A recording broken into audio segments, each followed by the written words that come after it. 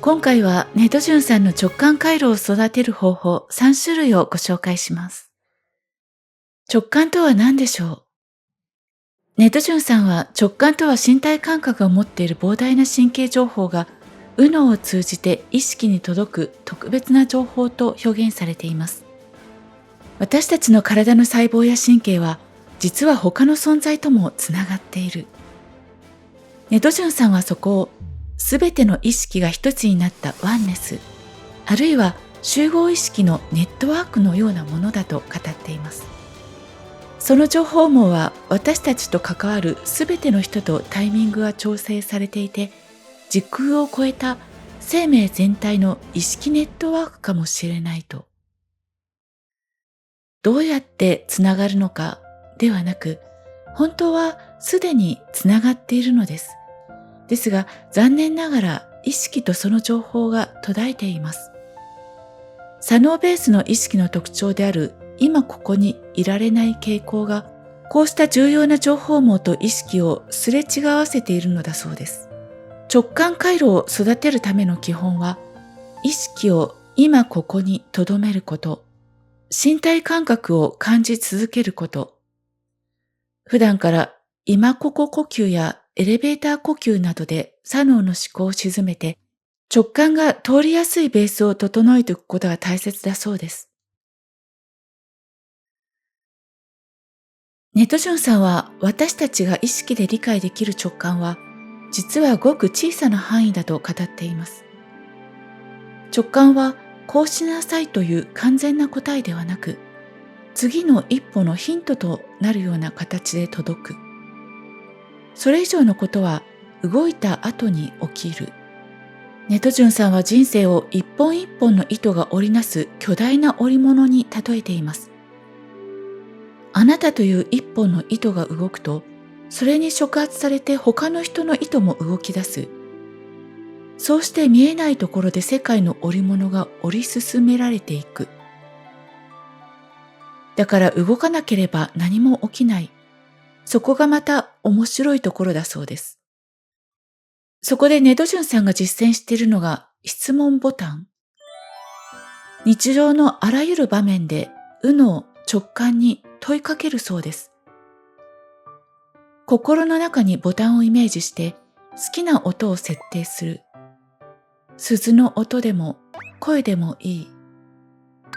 そして右脳意識に直接問いかけます。右脳さんハローとか、右脳ちゃんお元気とか、そして心の中で尋ねます。今気づいておいた方がいいことある？今伝えたいことある？出かけるけど通った方がいい道は？新しい感覚に出会いたいの。その時教えてね。豊かだなって感じたいの。サイン送ってね。これらの問いを体の内側へ落とすように送り込みます。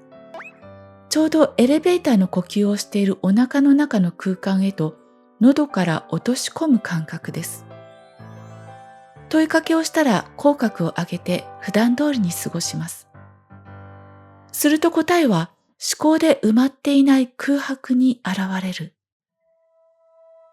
だから質問したことを忘れてるくらいがちょうどいいそうです。たとえ答えが答えとして気づけなくても大丈夫。直感は自分の思いつきと同じ波長で気づかぬうちにそっと届いているからです。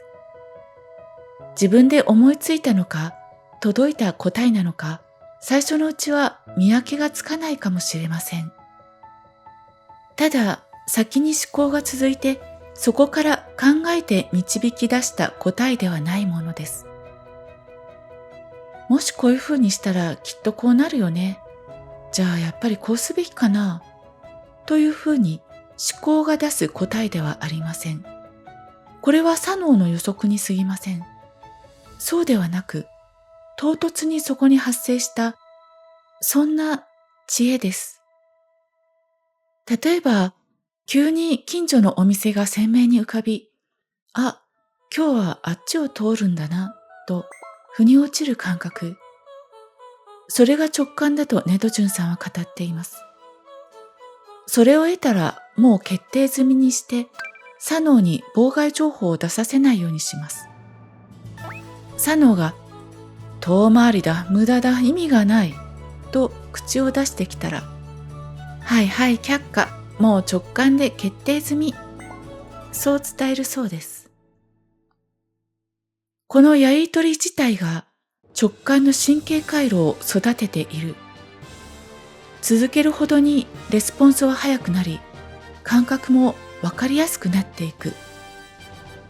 ネドジュンさんは起きている間中、この問いかけと受け取りを秒刻みで行っているそうです。2、内側からのサインを感じる。ネドジュンさんはカフェでメニューを見るとき、一品一品チェックするたびにお腹の感覚が変わるそうです。これを食べたいのか食べたくないのか、体の内側から発する微細なサインが目で追うのと同じ速さで伝わってくる。それはまるで神経の電気スパークのよう、その瞬間だけに存在し、過去も未来もない。今この瞬間のスパークのみが選択を導くそうです。この感覚と向き合う時間が長くなるほど、脳と体のつながりが深まり、直感は自然と研ぎ澄まされていくそうです。常に内側の反応に意識を向け、目の前にあるものを見たとき、ざわざわするのかしっくりくるのか違いを感じ取る。しっくりくるときの感覚は、風で葉っぱが揺れているのを見たときの心地よさに近いかもしれません。一方で、スマホやテレビの画面を見るときとの違いを感じます。並んだ文字を見るとき、体がぎゅっと硬くなっていたりします。この内側の感覚を捉えるように意識します。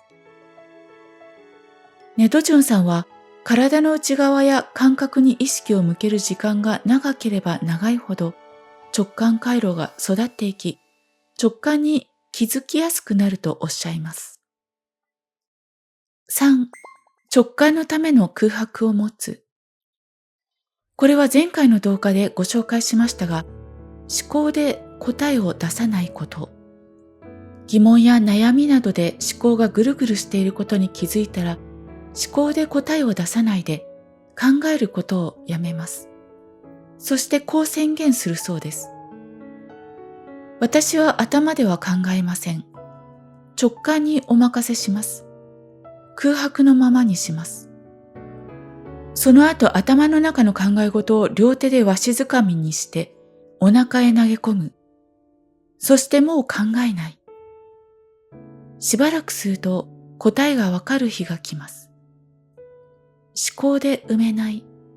空白でいる。その空白の中に右脳さんからの直感がスルリと入ってくるのだそうです。いかがだったでしょうか？ネドジュンさんは直感回路は生まれつきの才能ではなく、育てていく神経回路だとおっしゃいます。今回ご紹介した3つの方法も、すべてのベースにあるのは、自動思考を減らすこと、意識を今ここ、身体感覚へ向けること。この行為そのものが、右脳の神経回路を創造しているのです。